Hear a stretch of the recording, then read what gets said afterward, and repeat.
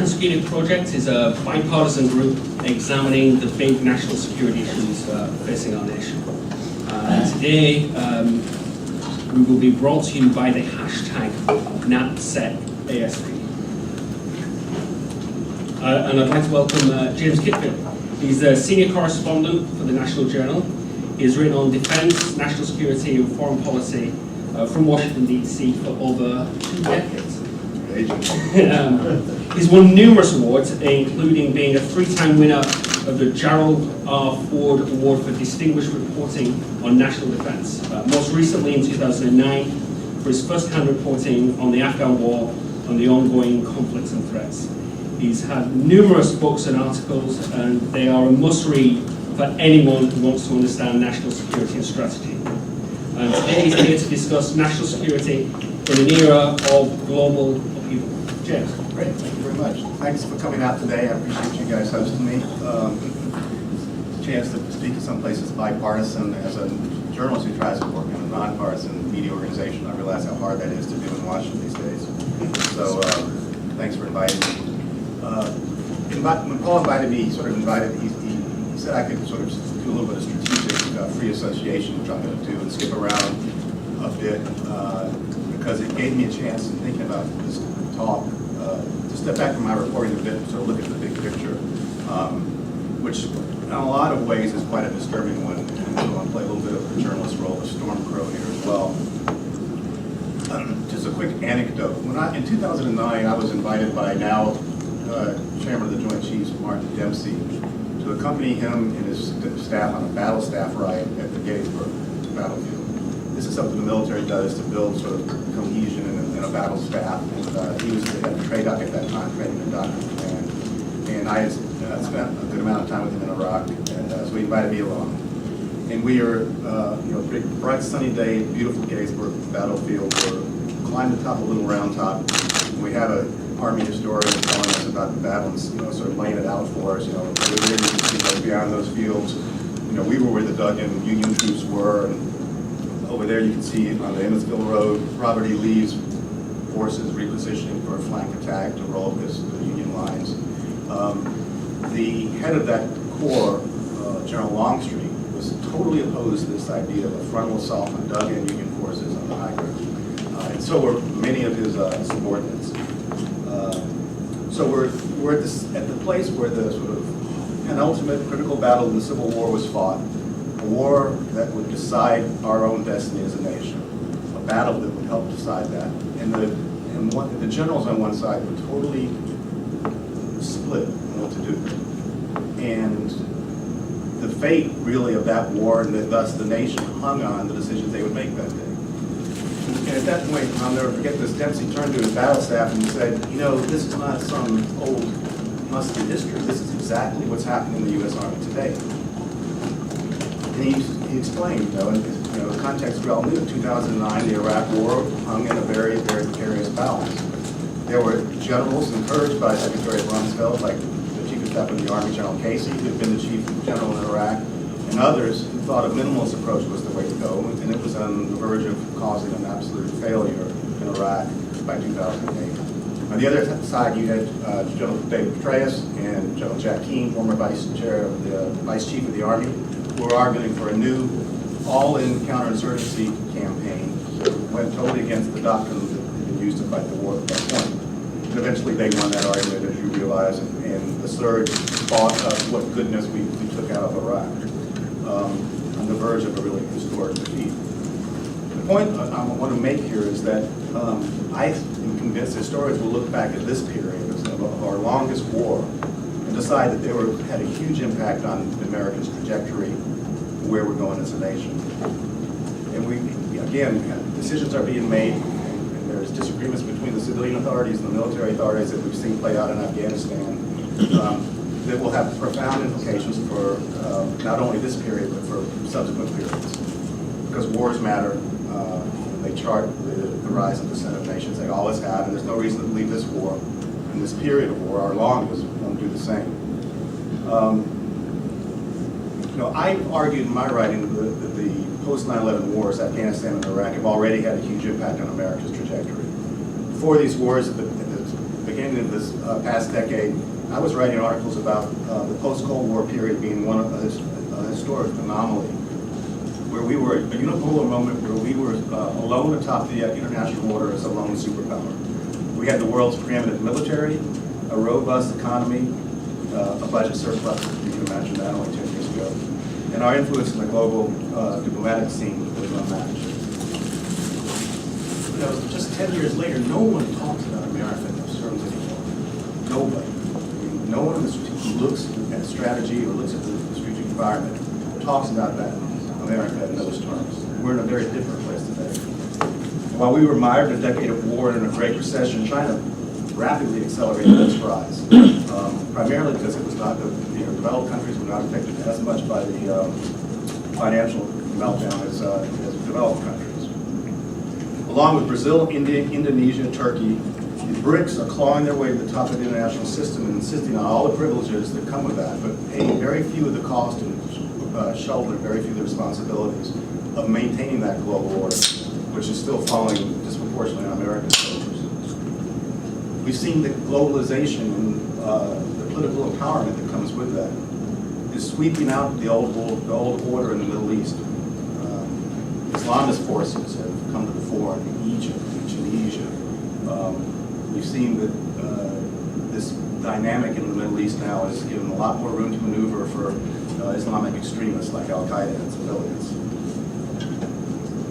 The revisionist powers like Russia have not, as we had hoped in the 1990s, joined the international order as a sort of a stakeholder, as we had hoped. And the pretty outliers like Iran and North Korea sense opportunity in this moment when America is distracted. At home, President Obama faces a $1.3 trillion annual deficit, crushing debt load. The chairman of the Joint Chiefs, Admiral Mullen, former chairman, calls the nation's greatest strategic threat. We have a defense budget that's roughly the size of all their nations combined, and a war-weary public that's demanding a peace dividend.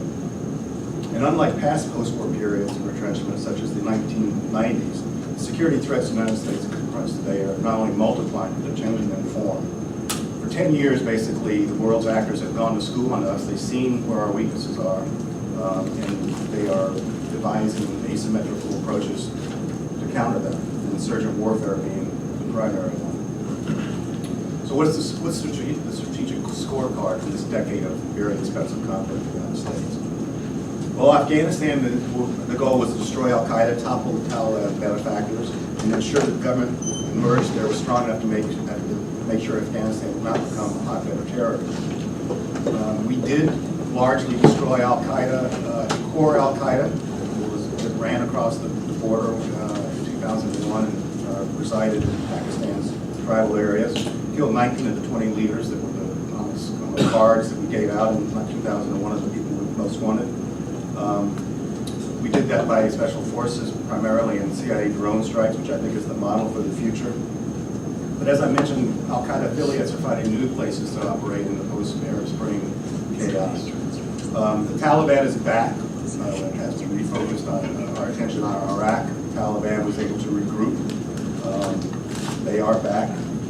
And in Iraq, the strategic goal was to make sure that Saddam Hussein was never able again to threaten us with weapons of mass destruction. But we checked that one, but at great blood and pressure at the cost of international prestige. And the second order strategy was to coerce the other axis of evil members, North Korea and Iran, into giving up their weapons of mass destruction. It had the opposite effect once we got bogged down in Iraq. They both accelerated their nuclear programs, and we've not seen the last of the pain and suffering that's going to cause us in the years ahead.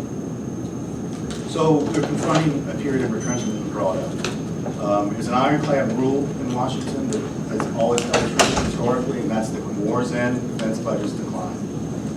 They typically decline by a third, which would suggest that the roughly $500 billion already agreed to cut over the next 10 years is probably only a down payment on the cuts to come. What worries me about periods of drawdown is we usually get them wrong. After every war to end our wars, we demand a peace dividend and we cut defense too long, too deep. And the net result being that when we send troops back to fight the first battles of future wars, they usually get flooded badly. That happened in Castro Pass in North Africa at the outset of World War II. It happened at Task Force Smith in Korea. It happened in the Ia Drang Valley in Vietnam. The Desert One botched attempt to rescue the Iran hostages that came after the post-Vietnam drawdown was a poster boy for how the Hollow Force Army, and we got that drawdown wrong. And their cycle, I would argue, repeated itself in the 1990s. As we reconfigured the force, drew it down by a third. That force did not anticipate or thwart the 2001 terrorist attacks. And that force, when sent into Iraq, was manifestly unprepared for the counterinsurgency campaign that needed to wage there. So we get drawdowns wrong. That's one concerning point for me. Another point is that I think this drawdown is almost uniquely challenging from the ones that I've looked at, which include Vietnam and post-Cold War drawdowns. First, this really dysfunctional partisan gridlock in Washington is going to make managing a coherent drawdown extremely difficult. The poster child of that is the sequestration that we're even at this moment confronting. And if we go over the fiscal political trigger, which essentially is a bipartisan agreement between Congress and administration to hold the Defense Department hostage to their own dysfunction. And if they remain dysfunctional, then they're going to shoot the hostage. That's how dysfunctional Washington has gotten, and it does not bode well for managing what would be a difficult drawdown at the best of times. Second, the United States is burdened with far more debt than in previous drawdowns. That means that the temptation to cut too deep and to cut for too long is going to be manifest, and that worries me a lot. Third, because the 1990s peace dividend involved a procurement quote-unquote holiday, we're still living off our arsenal is still living off the Reagan buildup of the 1980s. I'm looking at the same planes and tanks that the Army and the Air Force were using in the mid-80s. They had been worn very to a frazzle, basically, by 10 years of conflict they did not anticipate. Everyone probably remembers famously when Governor Romney said in that presidential debate that we have the oldest Air Force since 1947 and the smallest Navy since the 1920s. Just because he lost the election doesn't mean he didn't have a point. He had a point.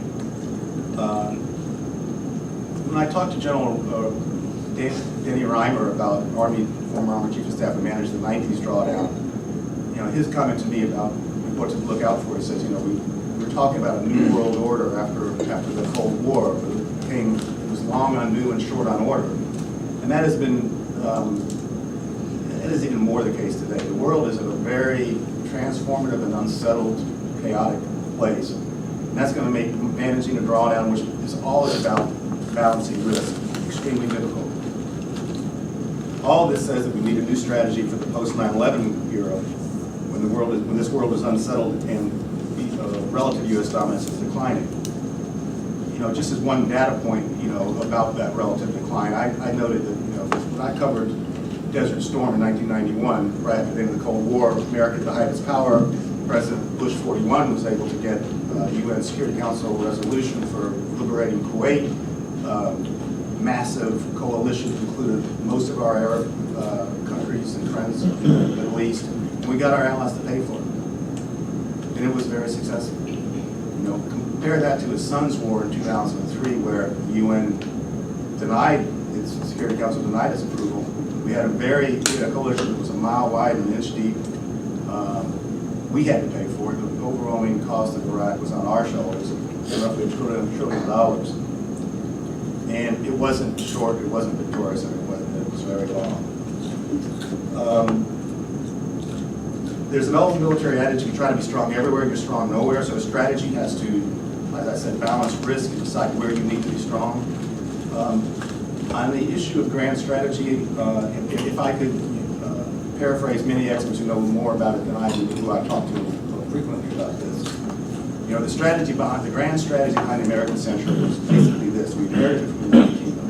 And it was the spread of a liberal international order fueled by free trade and capitalism that played to the strengths of open and democratic societies. That's it. That's our grand strategy. And the hope was always that as your power waned, the international order would be so vested in that grand strategy that you wouldn't have to hold up the burden of policing. Globalization, which is probably the predominant dynamic of our lifetimes, has put the grand strategy on steroids. One result is a dramatic shift in relative economic and thus eventually military power from the developed West to the developed East. And managing that would be the essence of any strategy we develop. The result has been a rapid rise in the wealth of developed countries that we've seen, led by China. In 2008, the CIA put out its forecast for the next 25 years called Global Trends 2025. And it predicted that the international system that we constructed after World War II and led to the American century would be all but unrecognizable by 2025. It predicted that we'd be in a much more multipolar world in which gaps between national power between developed and the developed world and the undeveloped world, developing world, would narrow significantly. In 2008, the best minds of our intelligence communities predicted that China would rise to be the second largest economy in the world by 2025. Well, China did that last year. 15 years ahead of what our best minds thought was going to happen just 4 years ago.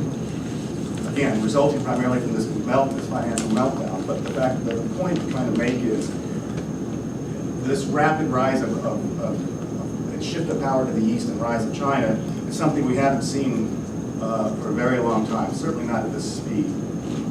As a country that is determined to try to present a hybrid model of a capitalist economy to a communist or authoritarian government, China is without question the country that's most likely to challenge the liberal international order in the future, and thus the country that defends that order, us.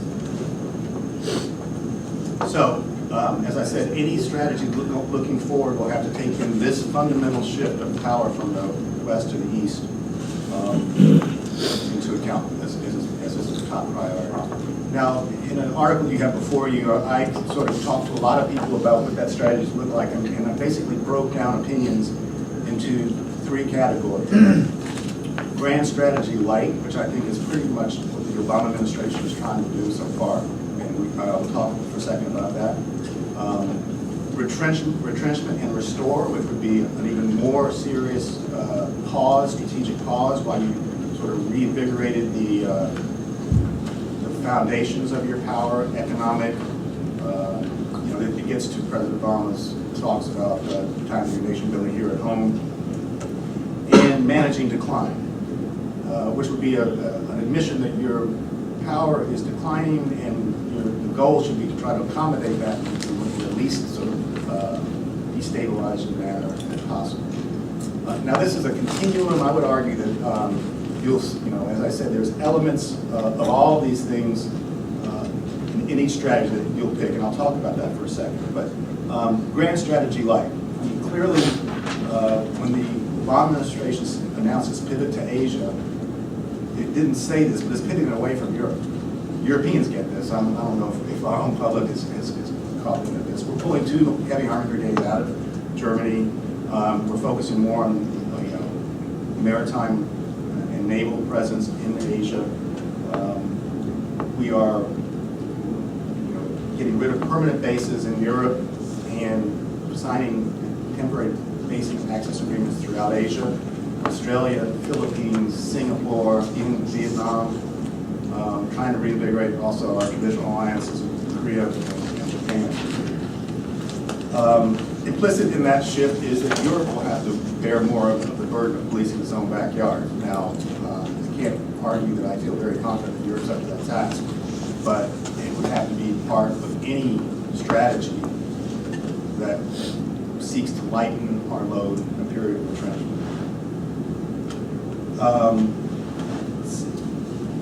Also announced in that strategy was a cut in 100,000 ground forces, basically taking us back to pre-2001 ground force levels. Now, implicit in that cut is the message that we will not be doing any more Iraqs and Afghanistans in the foreseeable future. Secretary Gates was basically channeling Obama's thinking when he said you need your head examined to get involved in the manpower-intensive counterinsurgency war anyway. That is implicit in the new 2012 national security strategy. It says we are no longer going to be sized for major long-term stability operations. So that's another part of the grand strategy light that I think the Obama administration is representing.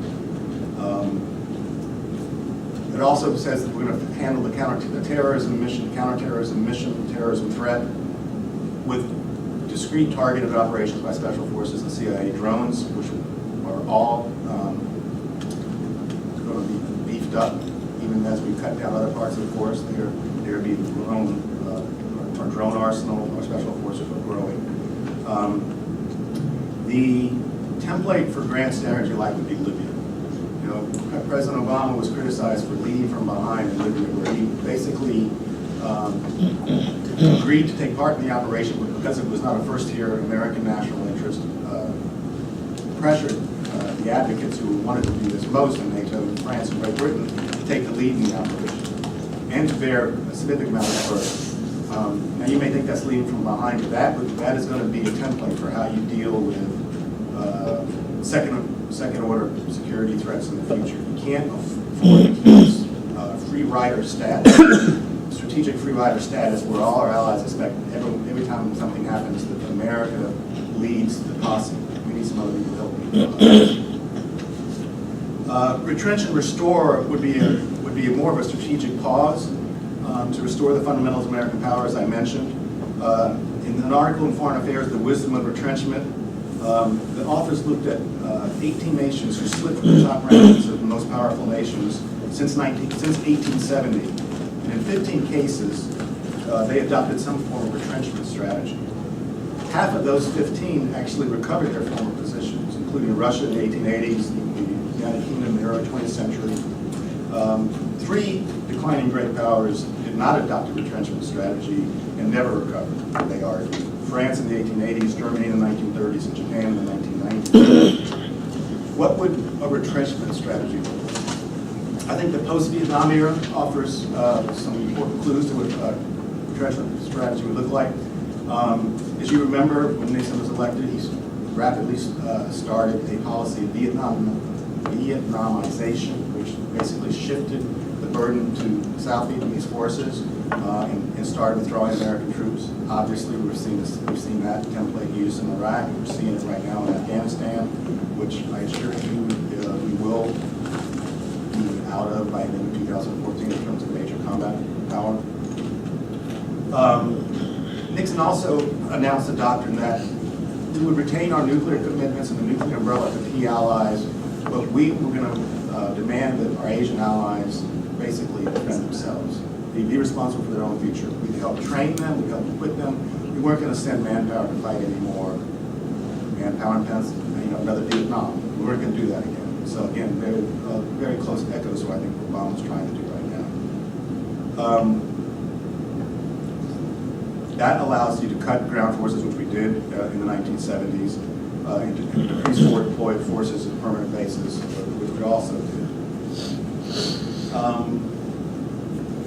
Segue to, all right, let me just mention that there's risk involved in all of these. There's increased risk involved in all of these strategies. The best strategy would be the one that Governor Romney, not the best strategy, the most risk-free strategy from a military point of view or a national security point of view would be the one that Governor Romney described, which was 100,000 more troops, keep the 100,000 troops, increase the size of the Navy, modernize the Air Force. The problem was he could never explain how you afford that. And that is the problem, of strategy. You have to balance your risk against the resources you have to fight those risks. Managing decline would be, as I said, an accommodation to what you believe is an inevitable drop-off in power and influence. There is an article that summarized a bunch of the studies out there about how to manage this drawdown called Strategic Adjustments to Sustain the Force. And it described a force that drew 50,000 forward deployed troops in Europe and Asia, cut aircraft carrier battle groups from 11 to 8, Marines amphibious strike groups from 10 to 6, cut 2 Air Force fighter wings, and basically pulled most troops back from forward deployments into the United States, used more as a rotational model. The problem is, obviously, and I know you guys are way ahead of me on this, on this continuum between retrench and restore and managing decline, there's a danger point where you become so weak that you invite people to test you. Arguably, that happened in the 1970s when, after a decade of drawdown, we had a hollow army, and this, culminating with the Soviet Union invading Afghanistan in '79, and the Iranians taking our embassy hostage. The problem is that no one knows where's that line between the risk of retrenchment and the provocative weakness of decline lies. So, as I said at the outset, you tend to cross that line without knowing it, and you find out the hard way to cross that line. The template for managing threats in a managing decline strategy would be not Libya, but Syria. We've sat by and watched Syria civil war burn. We watched it draw in our allies. We watched it empower Iran, an implacable foe. And to date, we've done almost nothing. And I would argue that a lot of people applaud that, keeping us out of another war in the Middle East. I would argue that if you look at how the trajectory Syria is on and what it means for close allies and strategic interests, like making sure there's a stable Middle East for energy, that it's a pretty dark picture. And if that's the template you're going to draw, the world, and you basically announce to the world that we're not the indispensable country, we're the indispensable country, and you'll have to fend more for yourself. I don't think the international order is ready for Atlas to shrug that way. I'm going to leave it at that and answer any questions you guys might have from that. James, thanks very much. We'll do a series of Q&As. If you raise your hand, if you want to ask a question and tell me who you are and where you're from. But I'll ask the first question. What does America want to be? Isn't that the sort of ultimate question? I think that's an easy one. America wants to be the indispensable nation. We catapulted to the top tier of world powers after World War II. We designed a global order with the IMF, with NATO, with our alliances in Asia, that basically worked so well that became we put our imprimatur of the American century on that period. That's what we want. That's what we, but the fact is, our ability to influence that sort of world order waxes and wanes, frequently depending on war. And I haven't heard anyone articulate a retrenchment or managing decline strategy, specifically because the Americans don't buy it. I mean, they talk about American exceptionalism.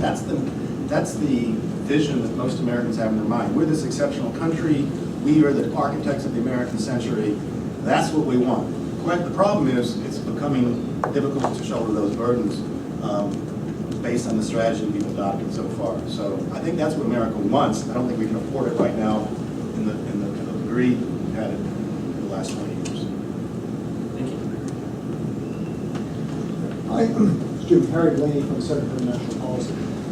I have had a fundamental problem with your thesis that's there. And briefly, I'll do that in a question. Is that it seems to me that either America is in real decline, there are people who are rising, but I don't believe American decline. We're mentioning that China. The facts that I see is that China has an economy in real terms is a third of ours. And it's not likely, frankly, the great growth rate of its disparities in its economy to come ahead of ours in technology and finance and a lot of other things in a likely foreseeable future. Its naval and military powers are not anything that we have. Even with the budget in the after the sequestration takes place, we will still have more money put into our defense establishment than the next 10 powers combined, including our allies. It seems to me that what Obama's strategy is the first, I don't disagree with you, is the first probably thesis you have here, the grand strategy right. It's a smart strategy. And I'd like you to look at that. The second element is, what is wrong as a strategy of growth and exceptionalism, of building this country again, which has come upon very hard times in the economy. And what is wrong with being exceptional in building a great country and still maintaining the ability to meet the security risks that are out there. And Obama is saying, instead of war, let's build allies, let's build a structure which brings together other people to support us. I was just getting back to Europe. The Europeans are going through the same debate that we are.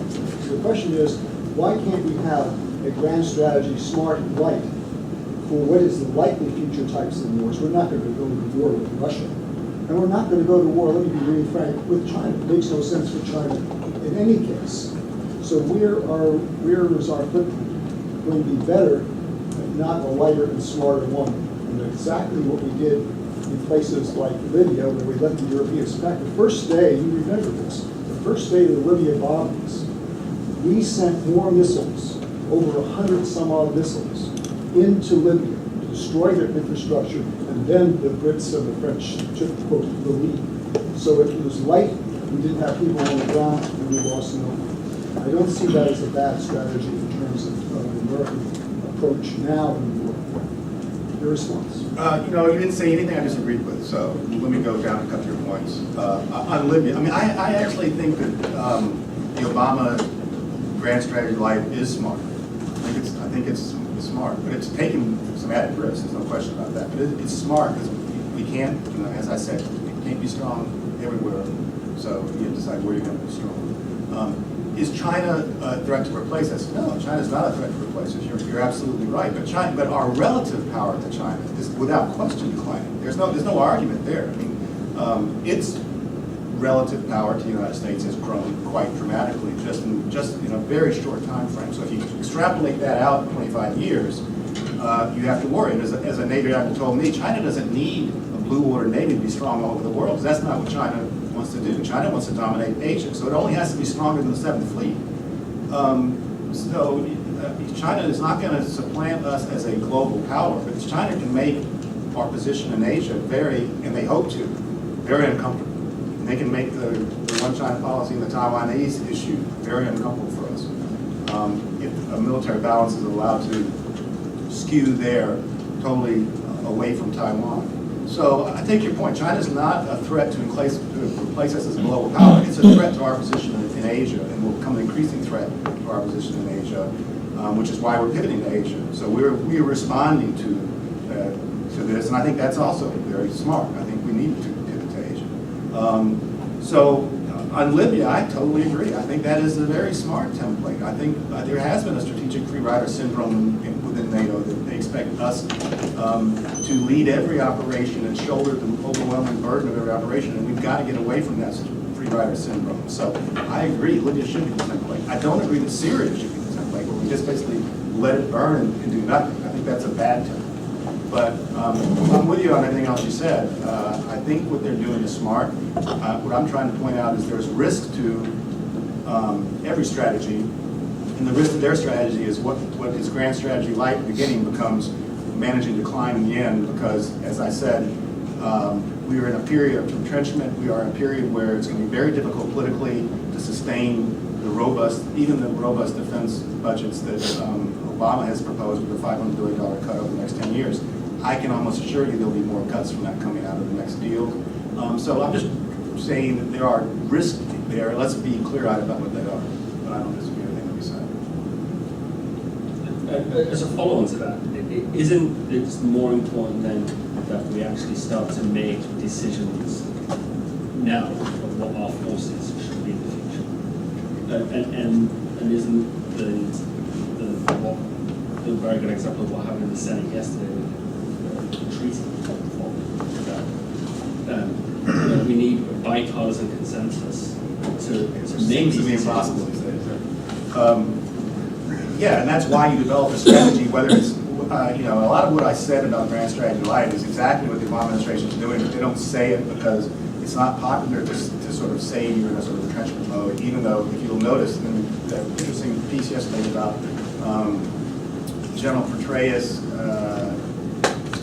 they caught some, Fox was off, was encouraging him to run for president, and journalist got a taped talk between him and this journalist from Fox, and he said, I'm going to the CIA because that's a growth industry. The military is in a period of retrenchment. I mean, here's the greatest strategic mind of his generation of military officers saying exactly this. We're in a period of entrenchment. Let's admit that. Let's try to do it smartly, like we talked about, and understand that it's not all about trying to make an already worn thin military do constantly more with less, but it's about doing less with less and doing it smarter, doing it in different ways. There was a Senator Tom Coburn, Republican, I think from Oklahoma, had a very interesting report recently where he says, let's get rid of all these military schools stateside. Why do we have 16 military installations with their own Defense Department schools?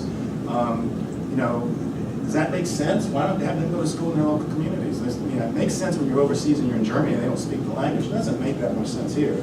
So you need to start, I think you need a strategy to say, we can't do everything all at once, and so here's where we're willing to take more risk. And the risk in that strategy is you have an economy of force presence in Latin America, in Africa.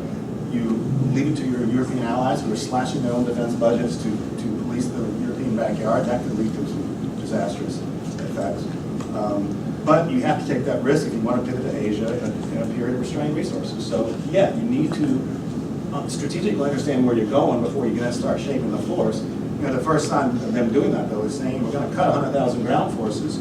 That's key. And I suspect that's not the last cut of ground forces you'll see, because if you're not going to get involved in major manpower-intensive counterinsurgency campaigns, the really only viable driver of a big land war is South Korea still. And the South Koreans can be pressured to put more of their own in the ground game as we shift more to air power or naval power in that conflict. So that is, I think, where we're heading. But to do that, you need to have a pretty clear strategic idea of what you're doing, because there are more risks. There are things you couldn't do if you couldn't invade Iran and secure all its nuclear weapons if it gets one. And you just can't do that with the ground force size like they're going to do. There are things you cannot do, but that's what strategy is all about: is assuming risk in one place and maximizing your deterrent in another place. Matt Freer, a fellow here at ASP, principally writing on Somalia, which arguably is a very good example of sort of the grand strategy lines you're talking about in terms of projecting the US interest objectives through sort of other means. But one of the means that sort of you mentioned earlier on in terms of sort of change from Cold War era to post is the sort of objective of democracy and the projection of democracy and trying to spread democracy as a sort of soft power tool for supporting America's objectives. Do you think that's been working over the past 2 years? Well, I think it's been adopted by every president I can think of. Now they just do it differently. I don't think it works to impose it at the end of a gun.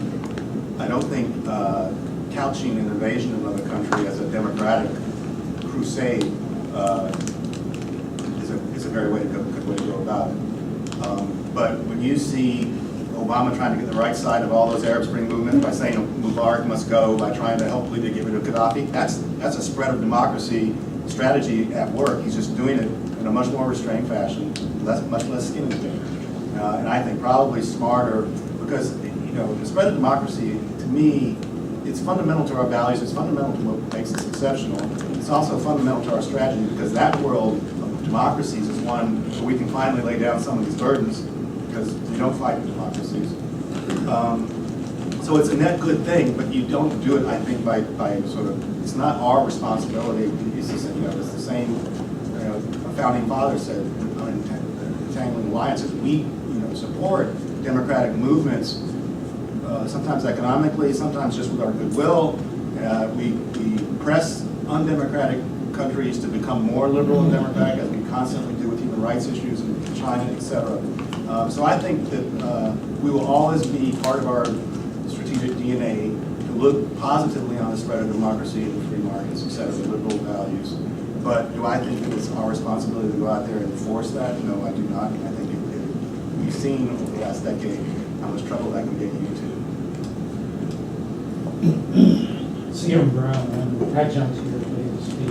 I want to pick up on this exchange a little bit, because I think it possibly doesn't highlight the extent to which the long-term strategy is discontinuous. with what the military was preparing itself for, particularly after 2001 and in Afghanistan. The military was training a whole new generation of officers to do counterinsurgency and Petraeus model, which is really to transform societies. Not simply to favor democracy, but to have the military be a principal instrument of that. That's what counterinsurgency is in the strategic revision published last year. As you pointed out, counterinsurgency and stability operations are severely downgraded. And what it looks like is that the United States, after a long period of experimentation after World War II and the Cold War, is now rejecting a quasi-imperialistic role for itself. Certainly, it's rejecting it to the extent that it will involve the military as a major instrument. That's fundamental, it appears to me. It's discontinuous, and I wonder if you have any reaction. I mean, the military throughout the Cold War, and I would argue throughout the 1990s, really had a warfighting model of conventional war. Ever since Vietnam, they just rejected counterinsurgency and left it to the special forces, basically. It was a small sliver of the military. And that makes sense in the world of nation-state versus nation-state conflict, which is, I think we're going to see less of. And they're coming to grips with, okay, if we're not going to, I mean, you're right, there's a generation of officers who know nothing about counterinsurgency, but that's why, in the infinite wisdom of the founding fathers, they put civilians in charge of the military. And the civilians are sending a very clear message to the military, and it's written in the doctrine. You will not be size for, so do not anticipate large-scale counterinsurgency, nation-building, stability operations. We're not going to be doing them for the foreseeable future. What that tells me is if you are going to get involved in counterinsurgency, much like we did with Libya, or much like we may in Syria, it's going to be proxy. You're going to we're training indigenous forces all over the world. We're training them in Africa, we're training them in the Philippines, we got special forces on our drones counterterrorism in the Philippines. The model there is kind of early 1960s before you did the ramp up to Vietnam, which is we will train proxies, we'll put skin in the game, but it's only, you're going to be the people in the tip of the spear, and I think we'll see this if friends, counterinsurgency is not just when you invade and regime change. You have friends who may be facing insurgencies who you want to help. The help's not going to be sending in the 82nd Airborne. The help's going to be sending in special forces and helping them train and equip their own indigenous forces to handle the threat themselves. That's been the Somalian model, the African Union Force, and we've been enabling them very quietly, but that's the response we took, enable proxies essentially, just like we're about to, I think, probably start enabling the Syrian rebels. We're definitely training them and giving them some communications help, and we'll probably help them with arms. It's proxy, it's lighter footprint. The downside of that is, quite honestly, what you saw in Libya is that even when you're successful, you have much less influence to influence the direction those societies take. But that's the risk you have to assume if you're not going to do these large-scale counterinsurgencies. And I think it's a risk we will be assuming. And just follow our policy of Vietnamization did not really work with the proxies that we trained were not successful. In Iraq, it's not clear that those that we trained are not going to be fighting each other that much. Afghanistan is a huge question mark as to whether or not we are able to actually effectively rely on proxies to pursue our interests. And Somalia is up for grabs, granting that. But it appears to me that this notion that somehow we can transfer and transmute our responsibilities to others to do it effectively deserves a good deal of sense. I suppose it also is about how we train and how we handle our forces. As we see in Somalia, we're not training to use the M16s. They have Kalashnikovs that they can use. Yeah. Well, I mean, you only act if it's in your strategic interest, national interest to act. And if you don't think that you have any skin in the game, which we don't in the Congo, for instance, or we didn't in Rwanda, then you just let the thing go. But if you decide you have a national interest, and we decided that in Vietnam, and I don't want to refight Vietnam. We fought that war as the first 4 or 5 years as a search and destroy, almost seek and kill kind of tactics that were not very good for counterinsurgency. A lot of people I talked to from Vietnam argue that Congress hadn't pulled the money out and we pulled our air power out, Vietnam might have been able to stand up. We'll never know. Iraq, you know, the military thinks Iraq was on balance a net plus, considering where we found ourselves. And you know, the argument there might be never to invade Iraq in the first place. But once you invade it, you're faced with insurgency. We had and we did have national interest at play then. I think we had little choice but to try to, not let it devolve into a civil war that fractured Iraq into 3 different pieces and probably drew the country, the neighbors in. Somalia, we decided we had very little skin in that game after the Black Hawk Down incident in 2001. So we've been very, we haven't gone into Somalia except for some CIA guys. We've trained them, from afar. They have Canadian forces to do that. If it doesn't work, again, it's not like something that's going to be pulling Americans off the roof of an embassy. It's we figured.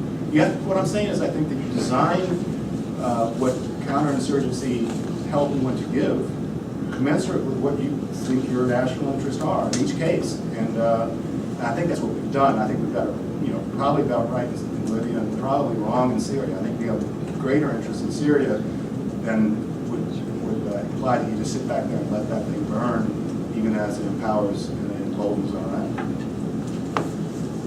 Hi, I'm Joshua Faust. I'm a fellow at ASP. I'm curious if you could maybe dig in a little bit deeper to this new imperative with security assistance. The successful models that you're drawing on most recently on Libya weren't actually examples of us assisting a government to defend itself, but rather us arming an insurgency to topple a government. It's the opposite of coin, essentially, which I think we have a pretty decent record at succeeding at. The challenge that I see, looking at the future, I agree with you that that's where a lot of the defense thinking is that the future is in security assistance. But that, I think Sam was putting his finger on it, that we do have kind of a fraught record of that. Even in places like Yemen, which is a pretty strong model for how people want to handle this kind of hybrid type assistance in the future, the forces that we are assisting have a really hard time performing basic tasks. Once they've secured territory, they run into the exact same problems we ran into in both Iraq and Afghanistan, where they didn't know what to replace the insurgency with. They didn't have a functioning government. They didn't have the ability to provide services or repair infrastructure. So then what do? All they can do is occupy an area. It seems like we're still missing in this big picture about what to do with limited force and with limited means and limited interests, how to actually balance that right. I'm curious if you think it's maybe just adapting less maximalist goals, if it's coming up with some new process for being able to deliver these kinds of outcomes that seem really essential to success in these kinds of operations. But it seems like there's still a really critical missing part of that equation. Somalia is a good example of this too. The government hasn't quite figured out how to fill the gap that the ICU used to fill. They've displaced them, but they haven't figured out how to really fill in the vacuum that's behind. So, what are your thoughts? To stay with Somalia, if you thought that we needed to make sure that the government that we helped put in place, that UN-sanctioned government forces, are successful, then we'd send in troops. But we don't think we have interest commensurate with sending in troops. So all we're willing to do is help them, and and do some democracy promotion. And the State Department has little pots of money they can nudge and help. But we have not determined that democracy in Somalia is a big enough national interest to actually put feet on the ground and make that happen. What got me in the Iraq War, when President Bush said, my father came to me and talked about how after World War II, we fought the Germans and the Japanese, and now they're our best friends. And that was his sort of model for democracy, as if no one told him that we still have tens of thousands of troops in Germany and Japan a half century later. And if you're willing to do that, you can assure a democratic outcome. If you basically take responsibility for Somalia or Yemen, if you want to do that, you can assure success, but you will also ensure that you're declining power from strategic overextension. So what I'm saying is, in each case, you have to weigh what's your national interest, how much skin you want to put in the game. I would argue that we were pretty successful in the Philippines in helping them confront an insurgency. I would argue we were pretty successful in Iraq. We had a lot of skin in that game. We had 100,000 plus troops. you know, I would argue we did what we were willing to do with Libya and it worked. Gaddafi's gone. You know, I think the application of marrying rebellions or insurgents to our air power is very powerful if you're willing to go that far, but that's certainly a much larger step than just arming them. That's actually that's actually being their air force. So in each of these cases, you have all these tools and you'll have to decide. Now, I mean, I don't know why Yemen particularly is a cautionary tale. We are operating drones in Yemen with the okay of the Yemenis government, and yeah, Yemen's got problems as a lot of post-Arab Spring countries have, but I think our intelligence community thinks that those operations have been pretty successful. We've taken out Anwar al-Awlaki and some others. That to me is a light footprint, you know, special forces drone heavy kind of thing that you would see a lot more of, because the alternative again is to put a lot more skin in the game that not only do we have the appetite for, but really can afford right now. So, as a final question, it's clear that American national security strategy and its position is changing. How do we move from some of the weapons and the thinking that we have from the Cold War into what we now need? Well, I mean, you're seeing that already too. I mean, and I mentioned a couple of places, but I mean, the network of which the most obvious element is the tip of the spear of the drone. We have invested huge amounts of money in the network, which is a globe-spanning surveillance and reconnaissance apparatus that has these drones at the pointing on the tip of the spear. We're investing heavily in that. You probably saw the CIA has recently announced it's got this massively increasing its drone arsenal. The drone arsenal for the military is going to be increased. Special forces is going to be increased. There's already talk about reducing the nuclear strategic arsenal as a way to save money. I think you'll probably see something like that. It will certainly be proposed. I think the Congress will bite. You know, the pivot to Asia involves a blue water Navy, so you won't see cuts in the Navy. It won't commensurate with the Army and the Marine Corps. You probably aren't going to see cuts in the Air Force because it's also an air power intensive vehicle. And air power, quite honestly, is the thing. Precision air power is our ace in the hole. Drones are that, but so in Libya we are better at that than anyone else in the world. And it's the kind of thing that plays our strength. Technology, not manpower intensive, can do it without a whole lot of casualties, which are difficult. I think that's the kind of force they're confronting. And if someone wants to worry, you worry if you're in the Army that I don't think you're going to see a brand new tank anytime soon. I think we're going to be keeping refurbishing M1s forever. You know, another 10 years, 15 years. I don't think you're going to see wide-scale replacement of this generation. I think you're going to see upgrades with a few, you know, again, where you're seeing next generation, typically it's aircraft, and in some degree, maybe ships, not ground systems. And I think that's kind of the future we're looking at in the next 10, 15 years. This has been absolutely fascinating. James, thank you so much. Happy to do it. Thanks for coming.